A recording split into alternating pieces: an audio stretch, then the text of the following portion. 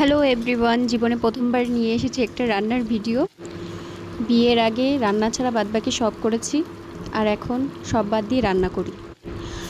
যাই হোক, রান্নাটা হচ্ছে আলু কাঁচকলা দিয়ে রুই মাছের পাতলা ঝোল।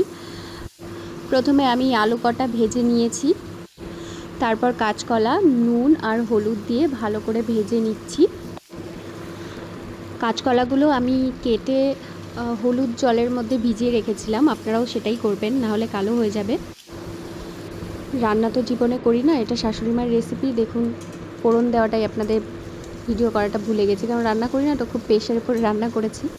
শাশুড়িমা বাপের বাড়ি গেছেন, তাই ফোন করে রেসিপিটা শুনে নিয়ে রান্না করছি। ফোড়ন দেওয়াটা বলি, খুবই সহজ। জিরে আর কালো জিরে ফোড়ন দিয়ে আমি তার 1/3 তুলে রেখেছি বেটে ঝোলের মধ্যে দেওয়ার জন্য। অন্য কড়াইতে মাছ ভাজা বসিয়েছি, এদিকে গরম জলও বসিয়ে দিয়েছি। কালো জিরা জিরে ভাজার ফোড়নটা আমি বেটে নিয়েছি।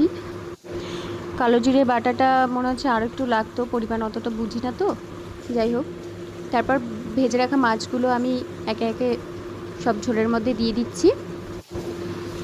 পাশের কড়াইতেও মাছ ভাজা হচ্ছিল, সেগুলো ডিরেক্ট একদম কড়াই থেকে তুলে দিয়ে দিয়েছি ঝোলের মধ্যে। এবার এটা আর একবারের জন্য আমি ঢাকা দিয়ে দেব। ঢাকা দিয়ে তুলে যে বাটাটা রেখেছিলাম সেটা আমি দিয়ে দিচ্ছি, আর এরপরে 5-7 মিনিট জ্বালালেই রান্না কমপ্লিট হয়ে যায়। রেসিপি বলে